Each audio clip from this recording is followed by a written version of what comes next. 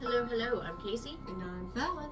And this is Render the Darkness. Hi. Welcome. Hello, hello. Thank you for joining us. Yeeks. Fun fact, starfish don't have bodies. It's true. Considered their whole body is considered a head. Oh, okay. It is. All right. There's a couple other ones, like sea urchins and sand dollars. They don't have bodies. They're classified as just a head. They're just sea heads. Or sand heads. Oh, that's funny. I don't know, for some reason, I'm not going to say it. It's classifying you as just a head. See if it takes off.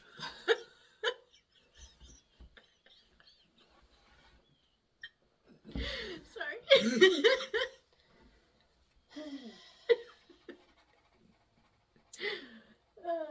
We gotta find an app that can do that. And all you'll ever be from this point forward is just a floating head next to me.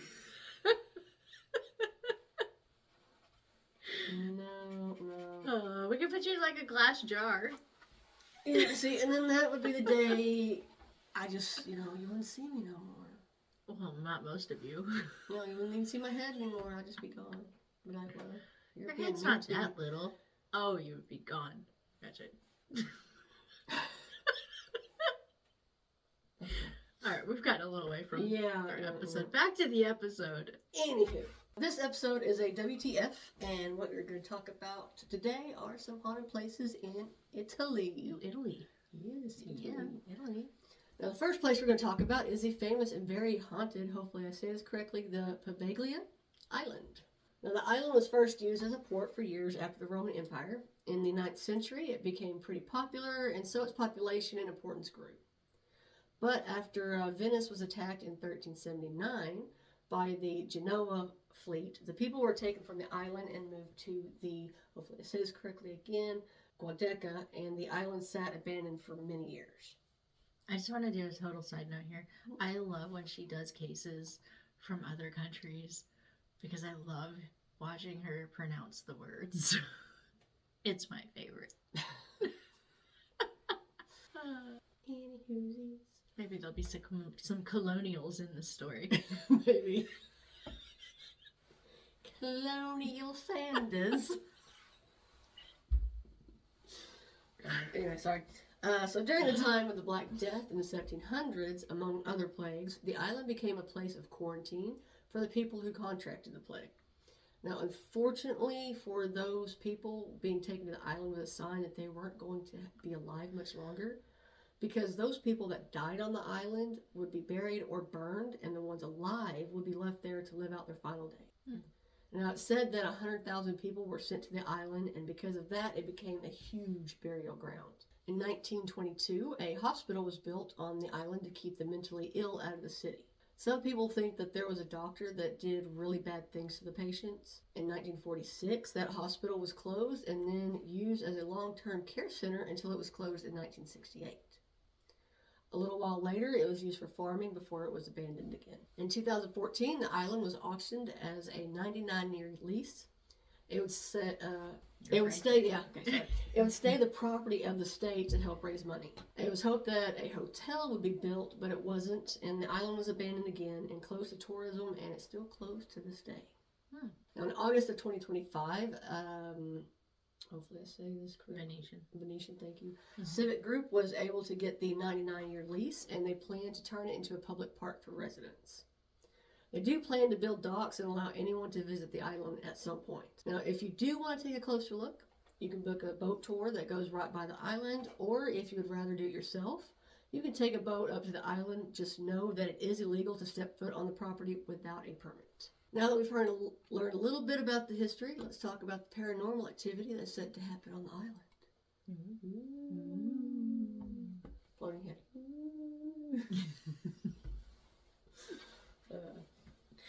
I'm just going to guess ahead of time. Is there a lady in white? Maybe. Talk of the island being haunted started soon after the Black Death. Because so many people had suffered there, many people believe that their souls never left. Now, it's claimed that people would hear phantom coughing and voices talking in the distance. Some said that they felt something touch them, but when they looked to see who or what it was, nothing was there. There are people who say that bells in the bell tower will go off by themselves, and that anyone who steps onto the island would instantly feel a sense of heaviness and sadness. That sucks. Earlier, I talked about the doctor. Mm-hmm. Well, apparently, he still haunts the island. Uh-oh. Yeah, when he was alive, people thought that he would experiment on the patients trying to find a cure for the mental illness and would often perform lobotomy. The legend says that he went mad one day, climbed the bell tower, and jumped, falling to his death. And people have seen his spirit at the tower more than anywhere else on the island. The hospital is believed to have many spirits roaming the halls. People have heard screams and whispers echoing throughout the building. Others have heard heavy footsteps, children laughing, and some have even seen shadows walking through the hallway. Now, there is a story of a photographer that went to the island and went to the hospital. While he was there, he started to record, thinking he may catch something while he was there.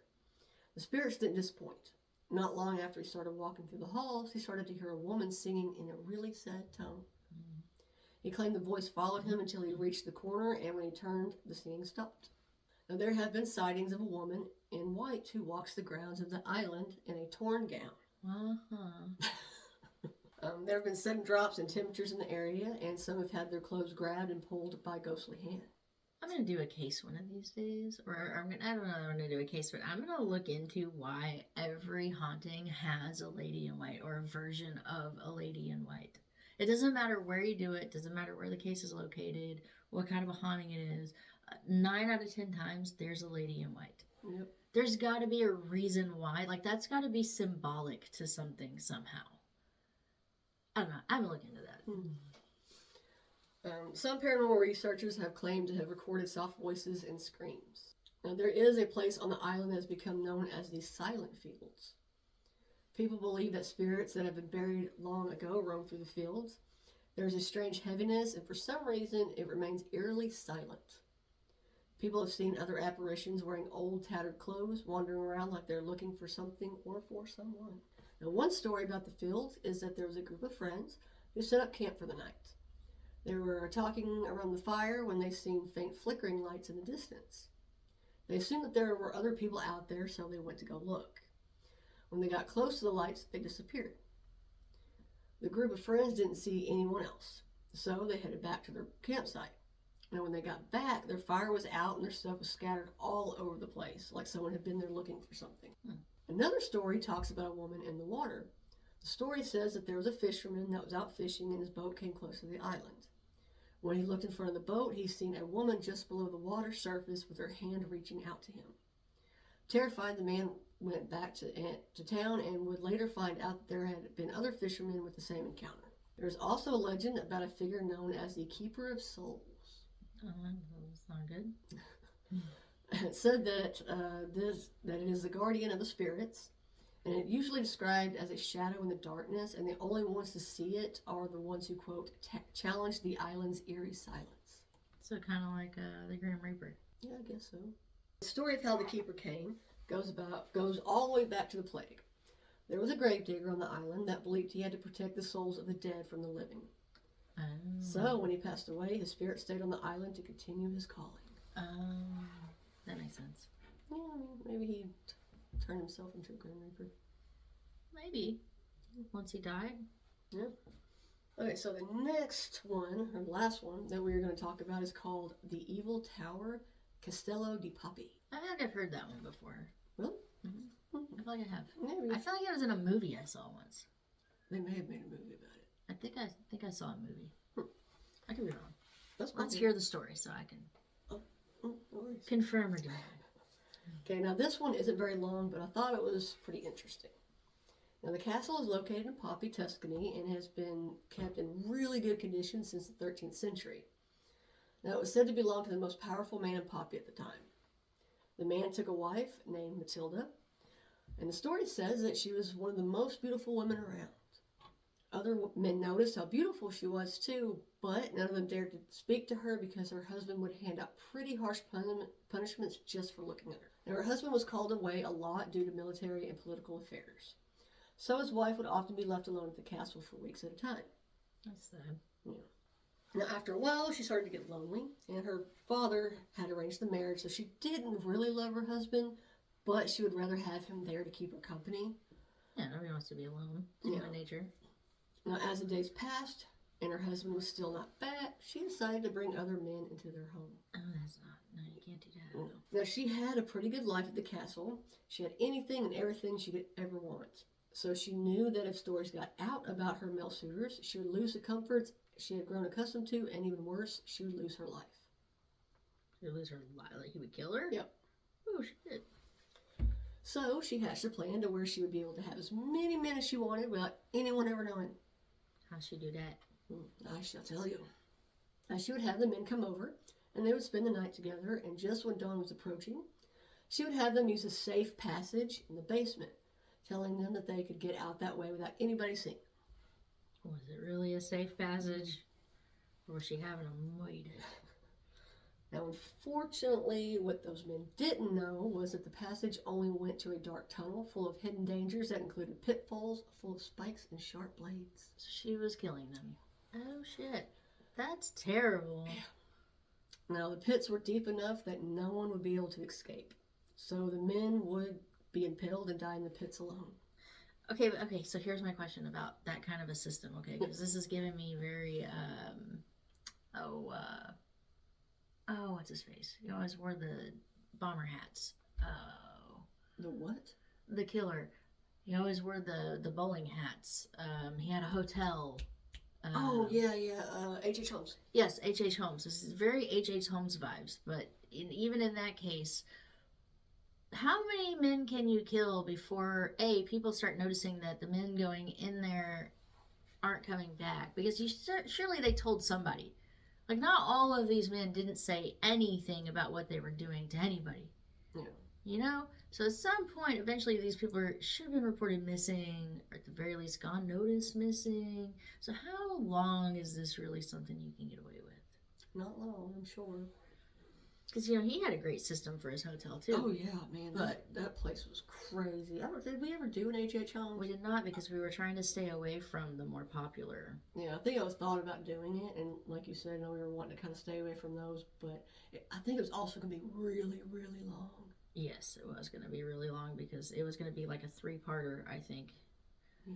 Because it's a very interesting case. We may have to do a coin flip and do it anyway, just because I don't want to say a fun case, but it's a pretty interesting case. Yeah, it's definitely interesting. Like, I have a video game on it. I'm not going to say the name of the game because, you know, not sponsored and I don't want to get in trouble. But the game, every time I play the game, it makes me want to do a case on H.H. Holmes. Understandable. Okay, so eventually the Poppy's people started to notice the number of young men disappearing at an alarming rate and quickly linked them to Matilda. I figured it wouldn't take long. The people stormed the castle and grabbed her, and with only a few guards there was nothing that could be done to save her.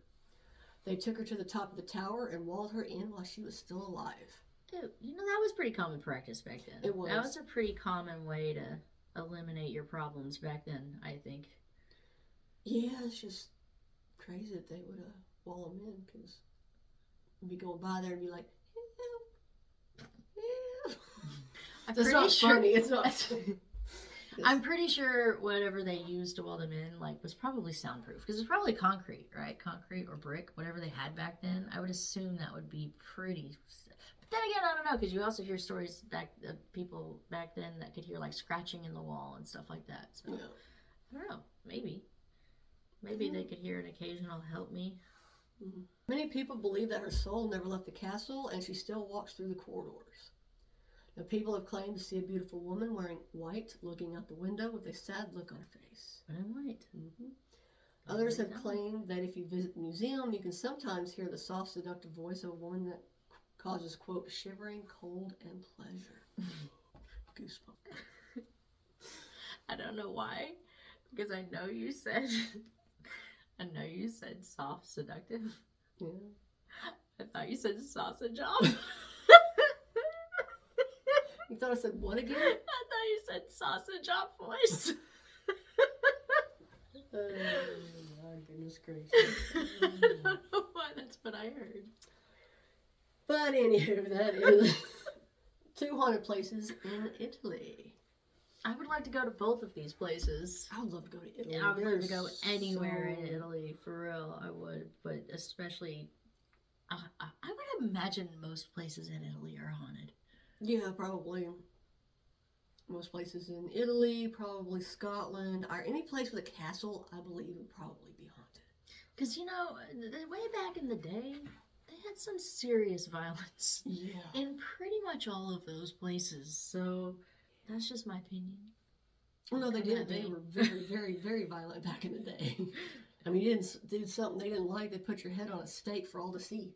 I mean, yeah, and not to seclude those countries. It wasn't just those countries. No, Like, it was yeah. all over the world, you know, Yeah. because, you know, it's just how people got things done back then. But also, I don't know. Those are interesting stories. Thank you. Well, you're welcome. sharing. Anytime. Come back. I got more. Anytime I hear a story where you're talking about a sausage off voice of the spirit, I really want to go there. You just want to hear me tell stories, to hear me mispronounce things. You did not mispronounce that at all. You said it correctly. It's just the way that, because you ran the words together, that's the way it sounded in my ear. Oh, yeah, yeah. Well, no, I just mean, you were talking earlier. Oh, yeah, I do like to hear that, though. That is fun. Because I for do me. miss That is fun yeah. for me. a lot of words. And I think what makes it fun for me is that because I'm sitting here and I can see your computer screen and I know kind of how you set up your cases, I know the links that you go to not pronounce these words incorrectly. Yeah, and I still do it 90% of the time. The struggle is real. Which what I probably need to start doing is, before we go to record, Mm-hmm. open it up and reread it. Mm-hmm. And hear the pronunciation. So that way, you know, maybe I might have a little... Your memory is shit. Yeah. That will not work. Well, anywho. And I've seen you try to do that on cases before, and it actually messed you up worse Yeah. when you came down to actually reading the case. Because, like, I just read that. That's not what that said. Mm-hmm. Yeah. Well, what can you do? Yeah, super fun. Thank you for sharing Anytime, a couple anytime. haunted places in Italy. Italy will be back for more haunted stories because we know you got them. We'll do it. Other than that, thanks for hanging out with us, guys. We hope you enjoyed this episode. And if you did, if you could like it, share it, Comment. subscribe, comment. It really helps us out. Yeah.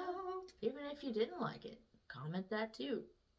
Sometimes I get a kick out of the Oh, yeah. positive and constructive feedback that we get. What'd that one person say? Your faces only a mother could love, or even no, your he mom said- doesn't like your faces, or Like, nobody cares. Like, why you shouldn't show your face or something like that. Only your mom cares. Like, nobody cares about your mom. Something like that. That was hilarious. No, it's funny. But, you know, each just to their But own. my point is, like, you know, even those can give us a little bit of a laugh. So, you know, feel Sorry if you free. keep hearing thuds. I keep hitting the desk. Sorry.